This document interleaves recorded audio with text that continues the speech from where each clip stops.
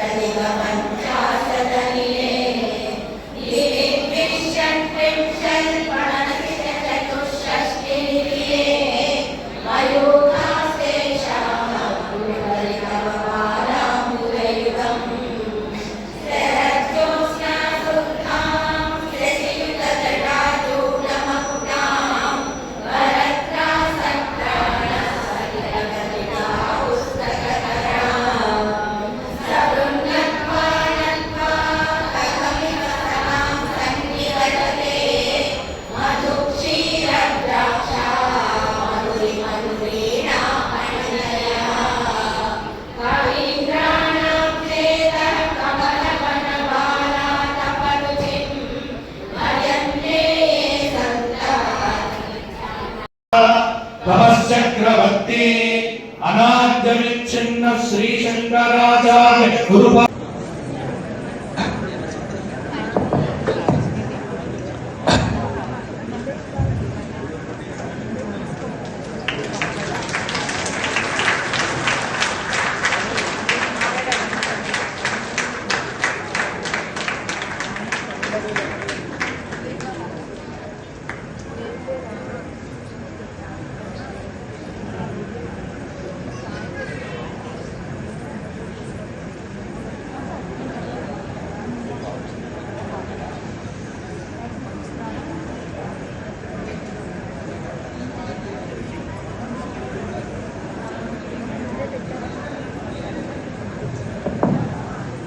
Camera కట్టకుండా సైడ్కి ఉండండి.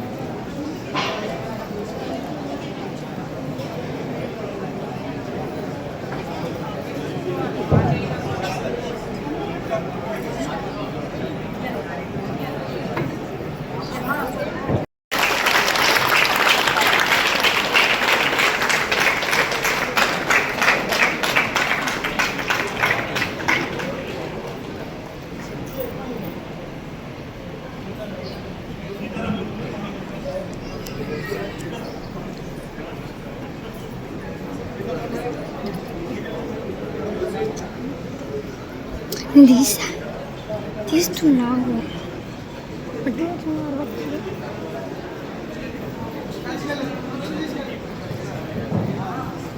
కెమెరా కట్టకుండా సైడ్ కొట్టండి. గురుదర్శనం అందరికీ అవుతుంది. కొద్దిగా ఎదురుగా నిలబడకుండా దయచేసి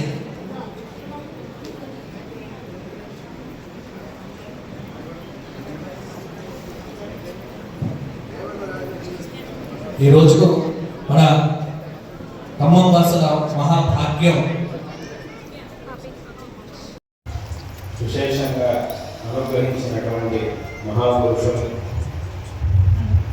మనలో ఉన్నటువంటి అజ్ఞానాన్ని పోగొట్టి జ్ఞానాన్ని ప్రసాదించి ఈ జీవితాన్ని సార్థకపరుచుకోవడానికి కావలసినటువంటి మార్గాన్ని చూపించినటువంటి మహాపురుషులు జగద్గురు ఆదిశంకర భగవత్పాదాచార్యుల వారు. శంకరాచార్యుల వారు అన్నటువంటి మాట అది ప్రసిద్ధమైనటువంటి మాటే, జంతువునా నరజన్మ దుర్లభం అని. అంటే ఈ ప్రపంచంలో మనిషికి భగవద్గీతలో కృష్ణ పరమాత్మ చెప్పినట్టు వాసాంశి. ఎందుకంటే ఈ మనుష్య జన్మ ఒక్కటి మాత్రమే ఎటువంటిది అని అంటే, ఇక్కడ ఇంకా విశేషమైనటువంటి ధర్మముల్ని ఆచరించి మనం ఉన్నటువంటి స్థితి కంటే ఇంకా ఉత్కృష్టమైనటువంటి స్థితిని పొందడానికి కావలసినటువంటి ఏకైక అవకాశం అది మనుష్య జన్మలో మాత్రమే ఉన్నది. వేరే ఏ ప్రాణి జన్మలో కానీ జంతువుల జన్మ మనకు వచ్చినా కూడా ఆ శరీరాలు మనకు వచ్చినప్పుడు ఆ జంతువుల శరీరం అనేది ఏదైతే ఉందో అది కేవలం చేసినటువంటి కర్మని అనుభవించడానికి మాత్రమే, కొత్తగా ఇంకే కర్మని చేసేటటువంటి అవకాశం అక్కడ ఉండదు. మళ్ళీ ఏమైనా ఆ శరీరం జంతువులు ప్రాణి శరీరం వచ్చినప్పుడు మళ్ళీ ఏదైనా మనం కర్మని చెయ్యాలి అని అంటే ఆ శరీరంలో అనుభవించవలసినటువంటి దాన్నంతా అనుభవించి ఆ శరీరాన్ని త్యజించి మళ్ళీ మనిషిగా జన్మించినప్పుడు మాత్రమే కర్మల్ని ఆచరించేటటువంటి శక్తి అవకాశం మనిషికి లభిస్తుంది. కాబట్టి అటువంటి దుర్లభమైన ఈ మనుష్య జన్మ అనేది మనకి లభించినప్పుడు దీన్ని సార్థకపరుచుకోవాలి అనేటటువంటి విషయాన్ని శంకరులు మనకి విశేషంగా తెలియజేశారు. ఎన్నో చోట్ల ఎన్నో రకాలుగా ఈ విషయాన్ని శంకర భగవత్పాదాచార్యుల వారు మనకి తెలియజేశారు. ఇంకా అయితే ఒక చోట కూడా ఇంకా స్పష్టంగా కూడా చెప్పారు. ఏమిటి? భజ గోవిందం భజ గోవిందం గోవిందం భజ మూఢమతి అని అన్నారు. అంటే కొంచెం తిట్టినట్టుగానే చెప్పారు. మూఢమతి, మూర్ఖుడా, ఏం చేస్తున్నావు? ఇంత మంచి జన్మ నీకు లభించినప్పుడు ఎందుకు వ్యర్థమైనటువంటి పనులని ఎందుకు చేస్తున్నావు అని కాస్త మందరించి ఆ భగవద్భజన చెయ్యి, ధర్మాన్ని ఆచరించు అనేటటువంటి విషయాన్ని శంకరులు స్పష్టంగా తెలియజేశారు. కాబట్టి ఇటువంటి ఈ అమూల్యమైన మనుష్య జన్మ మనకి లభించినప్పుడు దీనిని మనం సార్థకపరుచుకోవాలి. దీన్ని సార్థకపరుచుకోవడానికి కావలసినటువంటి ఏకైక మార్గం, ఉన్నటువంటి ఏకైక మార్గము అనంటే అది శాస్త్రంలో చెప్పినటువంటి ధర్మాచరణ. మన యొక్క శాస్త్రములు ఇవన్నీ కూడా వచ్చింది దేనికోసము అనంటే మనకి శ్రేయో మార్గాన్ని చూపించడం కోసం. ఈ ఉన్నటువంటి దుఃఖమయమైనటువంటి అడుగడుగున క్షణక్షణము ఎన్నో విధమైనటువంటి దుఃఖములతో, రకరకాల దుఃఖములతో కూడినటువంటి ఈ సంసారం నుంచి మనల్ని దాటించి మనం శాశ్వతమైనటువంటి సుఖాన్ని, శ్రేయస్సుని పొందడానికి కావాల్సినటువంటి ఆ మార్గాన్నే మన ధర్మం మనకి చూపిస్తూ ఉన్నది. అంటే అందరూ కూడా ఏ మోక్షాన్ని అయితే కూడా దుఃఖం అనేది మనల్ని స్పృశించదో, మనకి రాదో, అటువంటి దుఃఖ నివృత్తిని ఆత్యంతిక దుఃఖ నివృత్తి అంటారు. అంటే ఈ దుఃఖ నివృత్తి అయిపోయిన తర్వాత ఇక మళ్ళీ ఎప్పుడూ కూడా దుఃఖం అనేది మనకి రాదు అనేటటువంటి స్థితి ఏదైతే ఉంటుందో దాన్నే ఆత్యంతిక దుఃఖ నివృత్తి అని శాస్త్రంలో చెప్పారు. అర్థాన్ని మనం విశేషంగా శంకర భగవత్పాదాచార్యుల వారిలో చూడగలుగుతాం. కాబట్టి ఇటువంటి ఈ ధర్మాన్ని, మన యొక్క ఈ సర్వోత్కృష్టమైనటువంటి సనాతన హిందూ ధర్మాన్ని శంకర భగవత్పాదాచార్యుల వారు పునరుద్ధరించి మనకి విశేషంగా ఉపదేశించారు. రకరకాలుగా ఎన్నో రకాలుగా ఈ ధర్మాన్ని, ఈ తత్వాన్ని శంకర భగవత్పాదాచార్యుల వారు ఉపదేశించారు. పెద్ద పెద్ద భాష్యాల్లో పెద్ద పెద్ద చర్చల్ని చేసి ఈ విషయాన్ని ఉపదేశించారు. ఒక్క శ్లోకంలో ఈ విషయాన్ని ఉపదేశించేశారు. రెండు రకాలుగానే శంకరాచార్యులు వారు చేశారు. ఒకే ఒక శ్లోకం, ఆ ఒక్క శ్లోకాన్ని ఏక శ్లోక ప్రకరణం అని అంటారు. ఆ ఒక్క శ్లోకంలోనే మొత్తం సమస్త భాష్యాల్లో ఉపనిషత్తుల్లో ఏమేమి చెప్తున్నారో వాటిని కూడా ఒకసారి ఒక శిష్యుడు శంకరాచార్య వారి దగ్గరికి వచ్చి అడిగాడు, స్వామి నాకు తత్వం గురించి చెప్పండి, అయితే నువ్వు భాష్యం ఇవన్నీ అధ్యయనం చేయాలన్నారము, అవన్నీ అధ్యయనం చేయడం నా వల్ల అంత శక్తి నాకు లేదు, సంక్షిప్తంగా ఉపదేశించండి అని అన్నారు. అయితే నీకు సంక్షేమంగా ఉపదేశం చేయాలా? అవును, అది మీరైతే చేయగలుగుతారు కాబట్టి మీ దగ్గరికి వచ్చారు. వేరే ఎవరిని అడిగినా కూడా ఎవరెవరో చెప్తున్నారు, పెద్ద పెద్ద విషయాలన్నీ చెప్పేస్తున్నారు తప్ప నేను అడిగిన సమాధానం చెప్పట్లేదు. ఎవరిని అడిగినా కూడా పేద ఇంత పుస్తకం తీసుకొచ్చి ముందు పెట్టి అవన్నీ చదివేసేసి పెద్ద పెద్ద పాఠాలు చెప్తున్నారు తప్ప దానివల్ల నాకు సరే. ఆ తర్వాత ఏమన్నారు, మళ్ళీ ప్రశ్న అడిగారు. ఇప్పుడు నువ్వు ఏమంటున్నావు, నా బుద్ధి అంటున్నావు, అంటే నీ బుద్ధి అని అంటున్నావు అంటే అక్కడికి ఏమైంది, ఇది నా ఇల్లు, ఇది నా వాహనము, ఇవి నా డబ్బులు, ఇది నా వస్తువులు అంటున్నావు. అక్కడ ఆ ఇల్లు వేరు, నువ్వు వేరు, కాబట్టి నువ్వు ఇది నాది అంటున్నావు. అంటే అక్కడికి ఏమైంది, నీకు దానికి భేదం ఉన్నట్టయింది. మనం వేరు, ఆ వస్తువు వేరు అన్నప్పుడు మాత్రమే ఇది నాది అని అంటాం. కాబట్టి ఇప్పుడు నువ్వేమంటున్నావు, నా బుద్ధి అని అన్నావు. నీ బుద్ధి అని అంటే అక్కడికి దాని అర్థం ఏమిటి, బుద్ధి వేరు, నువ్వు వేరు అని అర్థం. బుద్ధి వేరు, నువ్వు వేరు, ఆ బుద్ధి అనేది నీకు ఉన్నది అని నీకు తెలుస్తోంది. అంటే నాకు ఒక బుద్ధి అనేది ఉన్నది, అది పనిచేస్తూ ఉన్నది, దాని ద్వారా నేను ఇవన్నీ కూడా తెలుసుకోగలుగుతున్నాను అనే జ్ఞానం నీకు వచ్చింది. ఆ జ్ఞానం నీకు రావడం వల్లే నా బుద్ధి అని నువ్వు అంటున్నావు. ఈ జ్ఞానం నీకు ఎలా వచ్చింది? బుద్ధి ద్వారా మిగతా వస్తువులు తెలుసుకుంటున్నావు, సరే. ఈ మిగతా వస్తువుల్ని తెలుసుకోవడంలో ఈ బుద్ధి అనేది నాకు సాధనంగా పనిచేస్తూ ఉన్నది.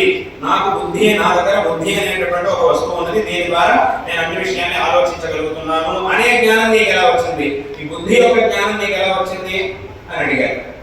అప్పుడు ఇంకా అక్కడ వేరే ఇంకెళ్ళారు. ఎందుకంటే బుద్ధి యొక్క జ్ఞానం కావడానికి ఇంకో బుద్ధి అనేది, రెండు బుద్ధులు ఉండవు. మళ్ళీ రెండు బుద్ధి అంటే మళ్ళీ దాని జ్ఞానాలు వచ్చి దానికి ఇంకో బుద్ధి, దానికి ఇంకో బుద్ధి, ఇలా చెబుతుపోతే వెళ్ళిపోతావు. కాబట్టి ఈ బుద్ధి అనేది ఒకటి ఉన్నది అనే అంటే ఈ బుద్ధిని మనకి చూపించేటటువంటి ప్రకాశం ఏమిటి అని అంటే ఇంక అక్కడ వేరే ఇంకేమీ లేదు, నా ఆత్మస్వరూపం ఏదైతే ఉందో అదే అన్నాడు.